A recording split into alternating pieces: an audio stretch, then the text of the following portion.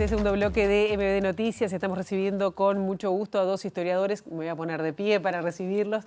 Aldo Marchesi y Vania Markarian, voy a decirlo bien porque hoy estuve media ahí.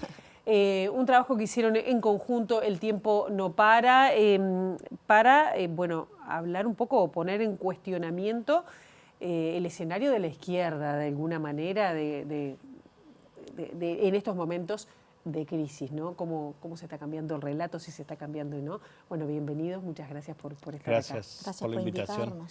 El tiempo no para. ¿Desde dónde se paran ustedes para mirar para atrás y hacia dónde estamos? Bueno, nos paramos como historiadores. Creo que ahí la clave de lo que nosotros estamos haciendo es revisar nuestra propia trayectoria como historiadores de esto que llamamos el pasado reciente, aunque cada vez se nos aleja más, ¿no? Con foco en la dictadura, con marco general en lo que llamamos la Guerra Fría en América Latina, y revisar cómo los historiadores hemos construido, pensado, analizado ese periodo en Uruguay, pero en la región también, en el Cono Sur por lo menos, de modo concurrente a las maneras en que desde la política se ha pensado la relación entre democracia y dictadura, particularmente los saldos de los autoritarismos en nuestras democracias recuperadas o nuestras nuevas democracias, llegando hasta esto que llamamos el ciclo progresista, que entendemos como quizás la mejor versión de ese matrimonio virtuoso, si se quiere, entre una forma de pensar el pasado y una forma de pensar la política también. Hablamos desde ahí, no desde la política, sino desde nuestro papel como historiadores del pasado reciente. ¿Y qué preguntas surgen con este pasaje del ciclo progresista, luego las nuevas derechas? Ahora parece que, no sé si se abre un nuevo ciclo progresista. ¿Hay un agotamiento de estas miradas, por lo menos en el continente? Sí, bueno, un poco la idea es esa. El libro de alguna manera tiene algo de, casi diría yo, de autobiográfico, en el sentido que nosotros somos, hoy no somos más jóvenes, pero éramos jóvenes que empezamos a estudiar historia en un contexto que de alguna forma tiene que ver con el ciclo que se inicia en los 80, ¿no? Es un ciclo de nuevas democracias que se van resignificando y que de alguna forma el progresismo, como decía Vania, es tal vez la mejor versión de ese ciclo. Y de alguna forma parece haber un agotamiento de ese ciclo que se inició en los 80s y implica también repensar el tiempo histórico en un sentido más largo, no solo, de alguna forma los debates que se están dando hoy no solo tienen que ver con el llamado pasado reciente, ¿no? Tienen que ver con asuntos mucho más estructurales de las historias de las sociedades latinoamericanas y podríamos decir de las sociedades en el mundo. Y gran parte de los temas que se están discutiendo hoy remiten a temporalidades mucho más amplias. No es solo discutir qué pasó en los 60, qué pasó en los 70, sino, bueno, qué pasó en el siglo XIX y XX con la justicia social, qué pasa con el problema de la igualdad, qué pasa con el problema del ambiente, qué pasa con grandes asuntos que implican que las miradas históricas también requieren saltar a esa mirada muy estrecha de un pasado muy corto, ¿no? Claro. Valle, también te pregunto que si no fue un cachetazo lo que pasó en Chile en 2019 con ese descontento social. Pienso lo que pasó en Francia también con los chalecos amarillos. Hay un descontento social que golpea también a lo que se llaman progresismos. ¿Qué escenarios se plantean o se están pensando los progresismos en otros escenarios? Sí, a nosotros lo que nos parecía es que esta idea de que solucionando los conflictos de ese pasado reciente, ¿no? Concibiendo ese pasado reciente como un trauma cuyas repercusiones vivíamos en el presente y que darle solución a esos problemas mediante una agenda de derechos cada vez más ampliada, mediante las nociones de verdad, justicia y memoria, se había constituido como en el programa de la política progresista, incluso el programa de la política de las izquierdas. Ese es un poco el diagnóstico en que todo hacemos, el continente, ¿no? Y en el mundo. Sí, globalmente. Después esto se puede ajustar en cada caso, ¿no? Y en cada caso ha tenido sus declinaciones, y en particular en Uruguay es un caso bastante diferente porque en la última elección volvió a ganar la izquierda, volvió a ganar el progresismo, ¿no? Entonces, ese era un poco lo que nos preguntábamos, ¿no? Si esta agenda de repetir esta idea de ampliación, de agenda de derechos, de volver sobre los traumas del pasado reciente, alcanzaba para seguir pensando un presente que nos desafía, en particular porque hay mucho descontento social, porque hay amplios sectores sociales que piensan, que sienten, que viven que esa agenda no ha dado solución a sus problemas particulares, que no son esos particularmente, ¿no? Que no se resuelven por esa vía. Entonces era un poco ese el diagnóstico que nos llevaba a pensar que una temporalidad corta no estaba ayudando, ¿no? Pero de nuevo, nosotros pensamos desde la historia, pensamos de cómo pensar el tiempo, y no tenemos unas respuestas a qué es lo que hay que hacer, sino más bien a que ampliar la temporalidad de lo que consideramos relevante para entender la política en nuestro presente puede ser una solución. Y en muchos de esos conflictos sociales a los que vos referías, eso está planteado, nos parece, ¿no?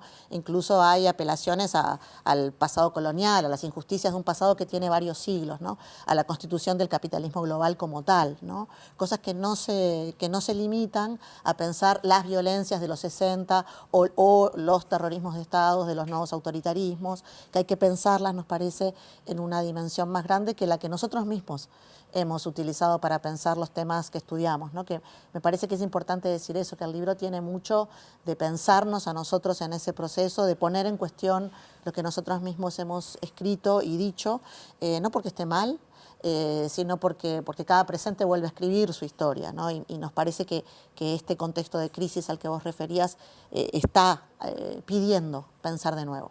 ¿Qué nos falta? Nos faltan las utopías. Bueno, hemos una de las perdido cosas, la esperanza. hay una de las cosas que claramente tiene de muy específico este presente histórico que nos toca vivir es la imposibilidad de pensar futuros. Yo ni pondría la palabra utopía, pondría la idea de futuro, que fue algo constitutivo de la modernidad, que fue algo central en el siglo XIX y XX. Los proyectos políticos pensaban que el presente, sus presentes eran diferentes de un futuro en el cual se iban a construir. En el siglo XIX, en el siglo XX, la idea de revolución, no la idea de revolución en un sentido netamente como práctica violenta, sino la idea de revolución como cambio radical de un tiempo histórico, fue algo central para todos los proyectos políticos, desde el liberalismo hasta el socialismo, hasta los nacionalismos. Incorporaron esta idea de que el futuro iba a ser diferente al presente. Y en términos generales podríamos decir que en el siglo XIX pensaban que el futuro iba a ser mejor que el presente. Y hoy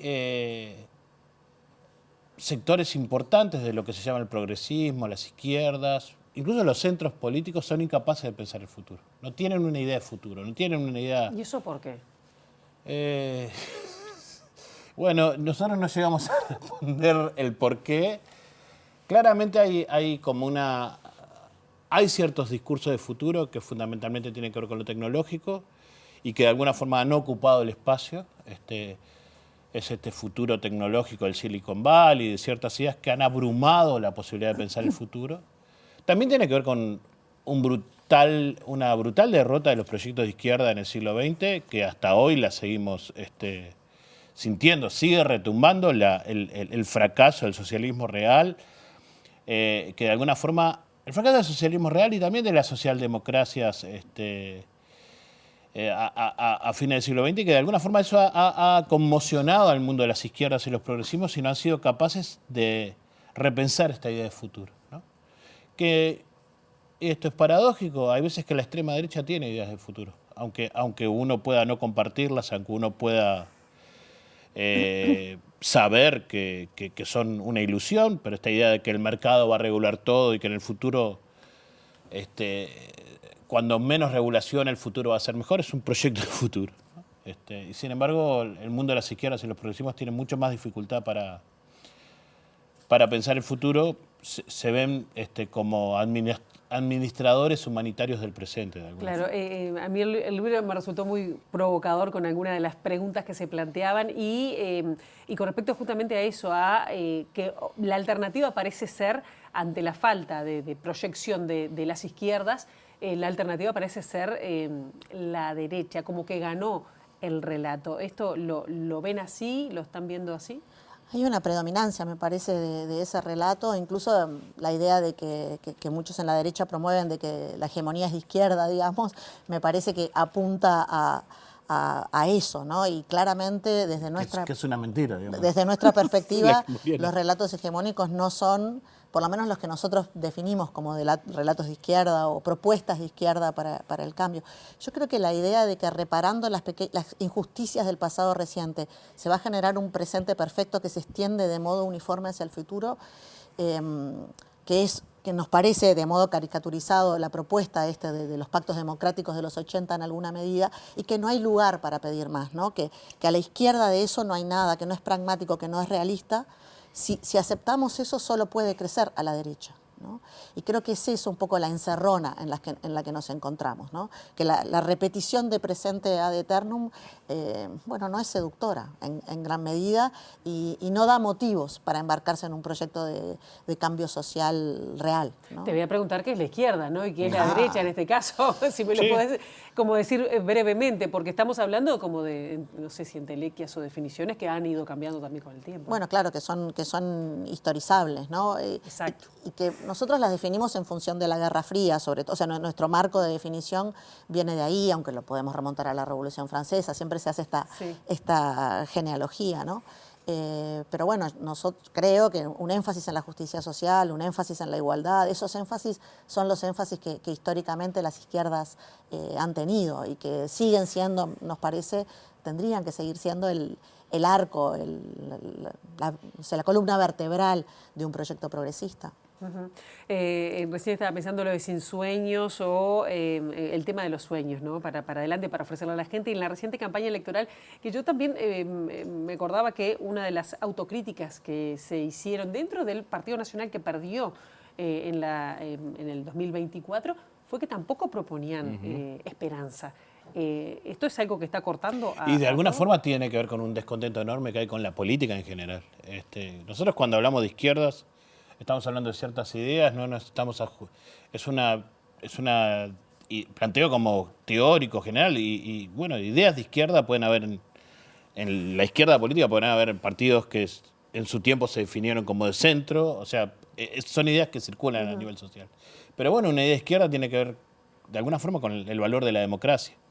Y hay un creciente, en todas partes del mundo, un creciente descontento con la democracia, y tiene que ver con esto, con la posibilidad de que la democracia como régimen político esté asociado a ideas esperanzadoras acerca de la mejora del bienestar de las personas. Y ese problema no solo lo van a tener las izquierdas políticas progresistas, sino la tienen los partidos de centro y de centro derecha incluso, ¿no?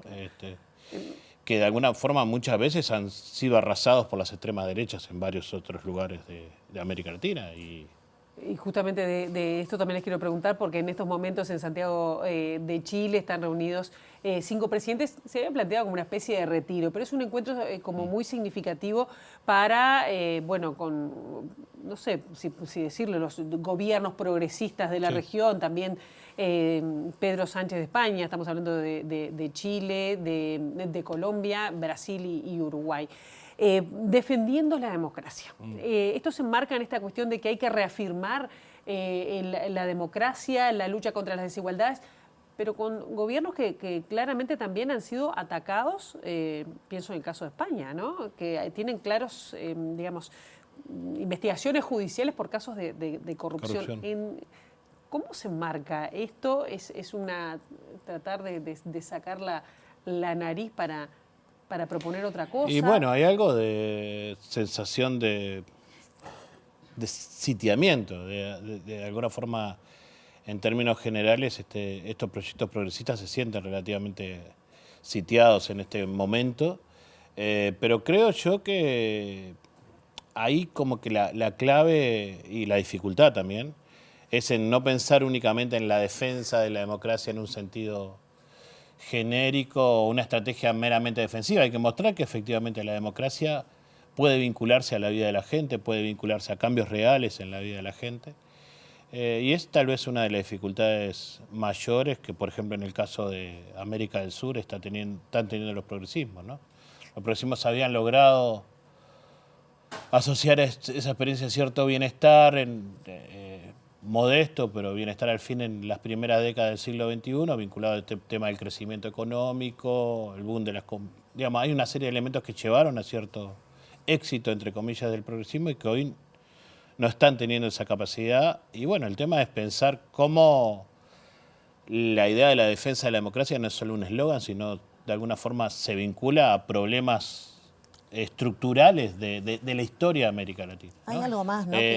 Sí. La idea de que, bueno, América Latina esto que tantas veces se repite, es el continente más desigual del mundo. O sea, hay asuntos que...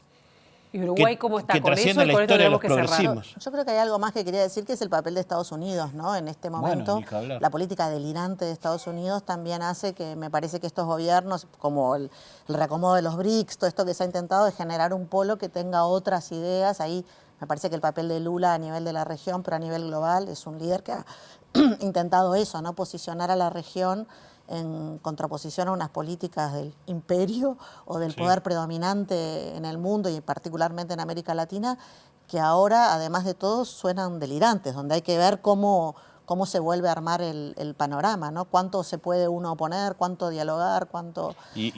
Perdón, y eso implica recuperar la historia en una temporalidad amplia, no pensar estas últimas décadas de los 90 para acá, sino de alguna forma lo de Trump vuelve a poner en cuestión temas como imperio, colonialismo.